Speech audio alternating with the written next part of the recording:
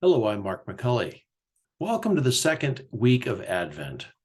Advent, it's the time of waiting. Go back and watch last week's if you'd like to, and it'll explain more of that. But Advent is a time when we wait for Christmas because Christmas isn't here yet. Even though in all the stores, they want you to believe it is, or they want you to believe it's tomorrow. So you have to hurry around and buy even more stuff for presents.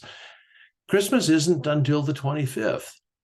So during that time, we're leading up to that, and we're talking about different themes that have to do with the birth of Jesus.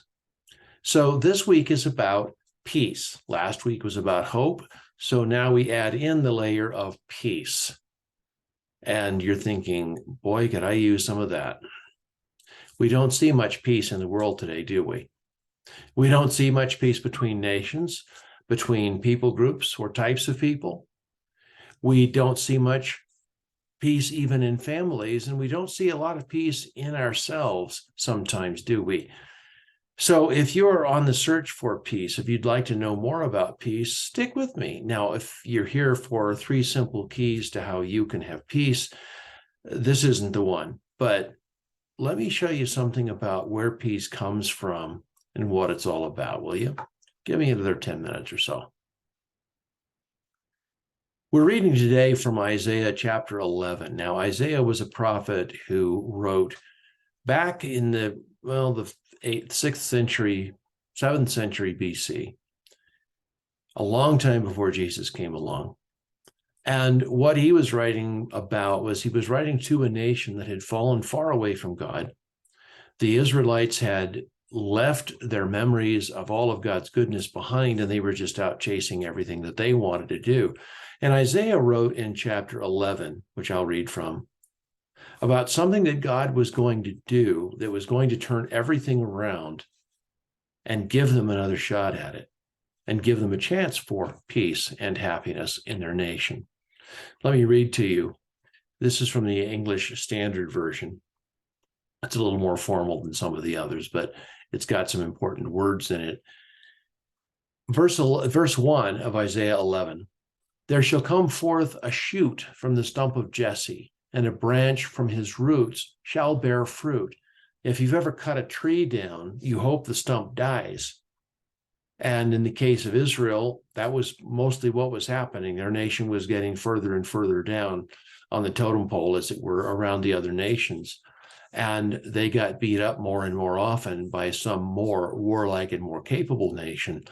And it looked like the hope was gone. That was the idea of this stump. It's a dead tree. It doesn't have any more hope of living again. But God says here through Isaiah, a shoot will come up from the stump of Jesse. So what you thought was a dead stump suddenly begins to spring to life, and a branch from his roots shall bear fruit. That is, become a living thing and bear good fruit, like apples or pears or whatever. And so not only will this come from the line of Jesse, his descendants, first of whom was King David, but also we find out that this whoever this is talking about will also come from the root of Jesse, that Jesse actually came from or was brought into being by this same person. This is a very special person, isn't it? And so this dead stump of Jesse's lineage, his descendants, David being the primary one being spoken of here. He was the second king of Israel and is known as the greatest one for whatever reasons. But this line of kings is not dead after all. It was nearly that by the time Isaiah wrote, but according to this prophecy, it's not really dead. And this person who shall come along, it says, verse 2, the Spirit of the Lord shall rest upon him. Rather than this king having to figure everything out by himself, God's own Spirit will come and rest upon him and give him what? The spirit of wisdom and understanding, the spirit of counsel and might, the spirit of knowledge and the fear of the Lord. And his delight shall be in the fear of the Lord. Now, these other kings, their delight was in amassing wealth, creating big palaces, gathering unto themselves wives and concubines, which was sort of like wives, only not as good, and generally beating up on everybody, raising taxes, and being the big cheese. This person to come along is going to suddenly have God's Spirit on him and be listening to God and wanting to do what God says. Most of the kings of Israel were, if not outright evil, certainly very fallen. Let's start with David, for instance. David was a good enough guy, but he had about 4 different wives, some of them at the same time. His son Solomon was born from the wife, the widow, of the man named Uriah that David had murdered so that he could marry this woman. Her name was Bathsheba. And so David's son Solomon then took over the throne. Well, Solomon, okay, David had conquered the nations around him, and then he wanted to build a temple for God. And God said back to him through the prophet Nathan, no, you're a man of blood. You've had too many wars in your life, and there's too much other trouble in your family. When David wasn't out fighting battles, he was at home helping his family disintegrate. God said to him, you're not going to build the temple, your son Solomon will. And so Solomon comes along, and he has a kingdom of peace. His name, Solomon, comes from the Hebrew word shalom, which means peace. And so he had a peaceful kingdom. They didn't have any other nations trying to take over for them during that time. And so he got to have a time of peace, which he used then to raise taxes on the people, to build not only the temple for God with lots of gold and silver and everything in it, but also to build a huge palace for himself. His palace took twice as long to build as did the temple. So you can imagine what the tax burden was on the people during all this time. And then not only that, he took not only his father's 4 wives, now he had to go beyond that. He had 300 wives and 700 concubines, women he just picked up and said, ooh, she's good looking, bring her home to the palace. Many of his wives were daughters of the kings and the princes of the kingdoms around, because that was how they built relationships. And the politics of the day was you marry somebody else's daughter and they're not going to attack you and you're not going to attack them. 300? That's an awful lot. So this man, Solomon, wasn't exactly the best possible king you could think of. Reminds us of some politicians we might be able to think of. And on and on and on afterward. And after Solomon died, his son took over, and he increased taxes even more and offended the people so much that the northern 10 tribes broke away from the southern tribes.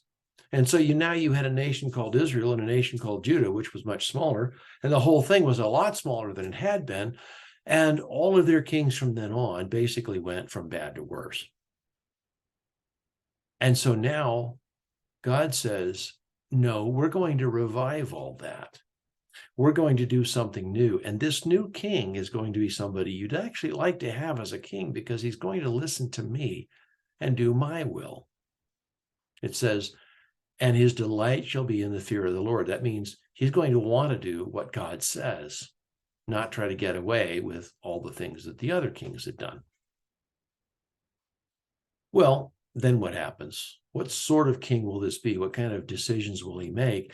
He shall not judge, verse 3, he shall not judge by what his eyes see, or decide disputes by what his ears hear, but with righteousness he will judge the poor, and decide with equity for the meek of the earth. And he shall strike the earth with the rod of his mouth, and with the breath of his lips he will kill the wicked. And righteousness will be the belt of his waist, and faithfulness the belt of his loins. He'll be held together, as it were, in a metaphor, by righteousness and faithfulness. This will be a king who will be about honesty and decency. And the way he will judge is not by what he sees, but what he is given by God to know, and how he is given to understand. And he will have a heart for the poor and the needy and the meek, the people of the land, the oppressed, the people who need help, instead of favoring the rich and helping them get even richer on the backs of the poor people. That's a really different kind of king, isn't it?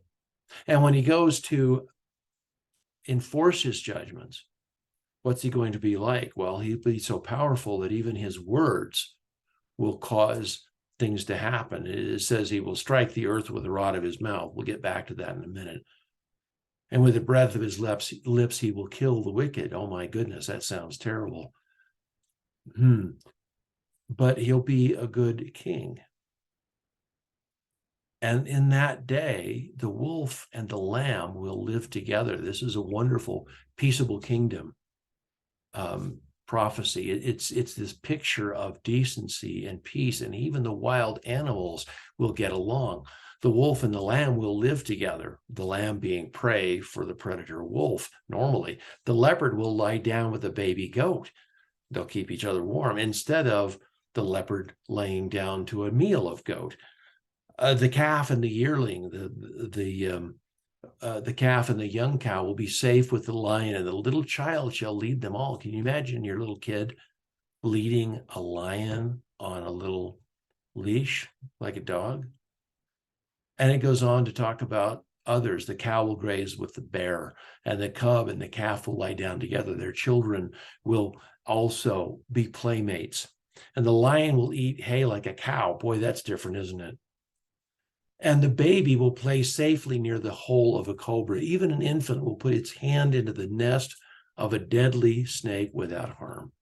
Okay, now, what's this all about? I mean, really? Well, this is an extended poetic set of metaphors about the person who was to come. Rather than trying to figure out how to take all these literally, we look at it in terms of metaphor, what sort of king this will be, where this king will come from. Well, it says the king will come from the stump of Jesse, that is the line of David's ancestry and his descendants. And lo and behold, we find out in the book of Matthew that this boy Jesus, this baby who was born, is of the line of David. He is a descendant of David on both sides of his house.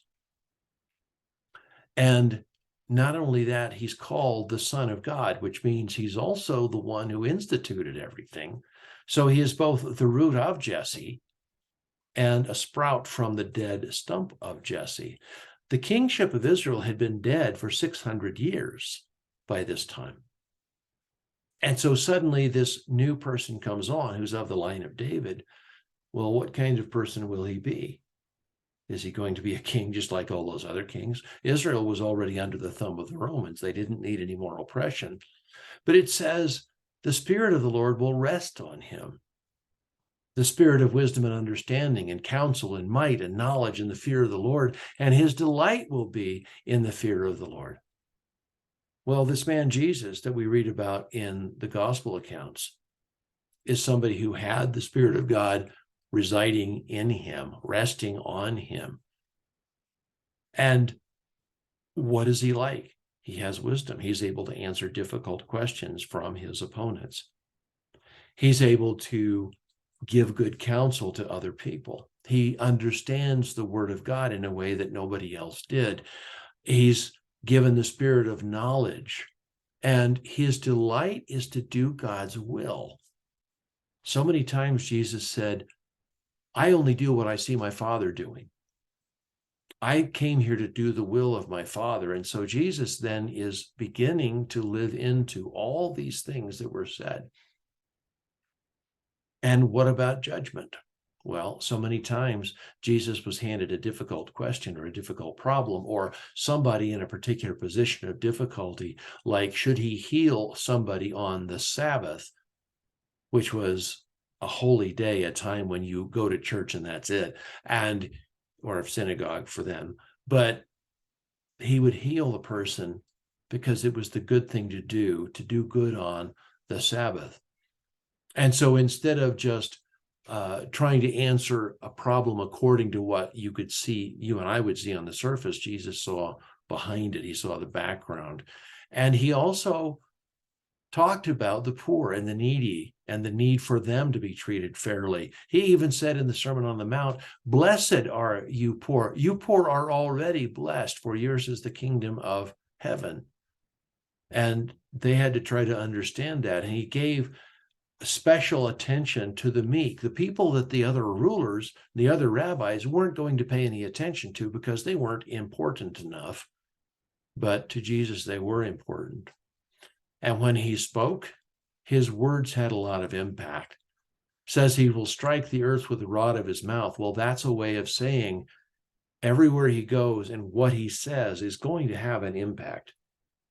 And the things that he teaches are going to divide between the evil and the good. Or as C.S. Lewis once wrote, the line between good and evil runs down through the center of the human heart of every person. So Jesus wasn't going around whacking people. He was going around declaring the difference between good and evil. And you had to sit there and examine yourself and listen to what he was saying and try to understand it and see where the evil was in your own heart. And he convicted many people because of that, just as his words do today. And what about peace? Jesus was the lamb that lay down with the lions, as various writers have said. He also taught people how to get along. And if you think of, instead of lion and lamb, think about this kind of person and this kind of person. A more peaceful person and a more aggressive person. How do these people get along? Well, the aggressive person oppresses the peaceful person usually. And the same with nations. Isn't that true? But Jesus came and taught that we don't need to do that God provides. And we're going to be okay without oppressing other people. We don't have to try to take from somebody else in order to have for ourselves. And in fact, he taught peace and he instituted peace, and he gave himself up on the cross to give us peace with God. So instead of nations having to fight each other, what should be happening is nations learn how to sit down together and get along. Same with people, same with kinds of people. Instead of being divided by all of the labels we have on us in society, we are all people and we should be getting along, and we can if we focus on and put our trust in Jesus instead of all the things that we would rather do and the kinds of things that we want to do and the way we want to do them, that Jesus himself is the one who shows us the way to peace and who gives us himself and his mind and his love. And so this peace that was supposed to come to the earth, well, people in that day didn't get it very well, although as after he was resurrected and after he was raised up into heaven, his disciples went around with this message. And they started teaching people about this man who had the love to die for them, to bring them to God. And people started paying attention to that message. And lo and behold, the word spread. And verses 9 and 10 here, very quickly. It says here, nothing will hurt. This is still talking about the peace. Nothing will hurt or destroy in all my holy mountain, for as the waters fill the sea, so the earth will be filled with people who know the Lord. As more and more people got to know him and who Jesus was, that came true. The earth today is filled with people who know Jesus. Now, we haven't yet been able to institute peace all over the world. But for those of us who know Jesus, we know what peace is about, and we can spread peace around where we are. And in that day, it says, the heir to David's throne, Jesus, will be a banner of salvation to the world, and to him all the nations shall seek. Now, the people up to this point, the nation of Israel, was just a small nation of descendants of the people who had come out of Egypt up to that point. But what happened after Jesus' crucifixion and resurrection and his ascension to the throne of God, taking us in figure with him? But after that, then everybody, including the Gentiles, got to hear this message and got to be called into this wonderful relationship where we get to hear about this peace that God gives us through Jesus, and we get to live in that. And so we get to have the same kind of relationship with God that only Israel had. Instead of just being one special people, it's now everybody in the world. And so people will know the Lord. Well, people being as they are, that didn't instantly take hold, even in the early church. And so there were Jews in the church, and there were Gentiles, non-Jews, in the church. And those two groups didn't get along at all. And so later on, the writers of the New Testament had to address this and say to them things like what Paul wrote in Romans chapter 15. I pray that God, the Lord, the source of hope, will fill you completely with joy and peace because you trust in him. But how is that going to be? How, unless we learn to just relax and trust God? Because he says earlier on, may the God who inspires men to endure and gives them a father's care to help us to persevere in times of trouble and difficulty. He says, give you, Jews and Gentiles, a mind united towards one another because of your common loyalty to Jesus Christ. The Jews and the Gentiles were like the lion and the lamb. They weren't getting along. Even in the church, there were conflicts. And so Paul was reminding them where they came from and said, look, because you believe in Jesus, if you believe in Jesus and this person believes in Jesus, then you belong to each other. And so it's time to learn how to find that true peace in Jesus. And he writes, then, as one person, you will sing from the heart the praises of God, the Father of our Lord Jesus Christ. So open your hearts to one another as Christ has opened his heart to you, and God will be glorified. You want to have peace with other people? Open your heart to others as they open their hearts to you. Open both of your hearts to Jesus and let him school you and teach you into what it's like to have peace with each other and with him. So as Isaiah wrote earlier, the kingdom of Israel was dead and gone, except God revived it in Jesus.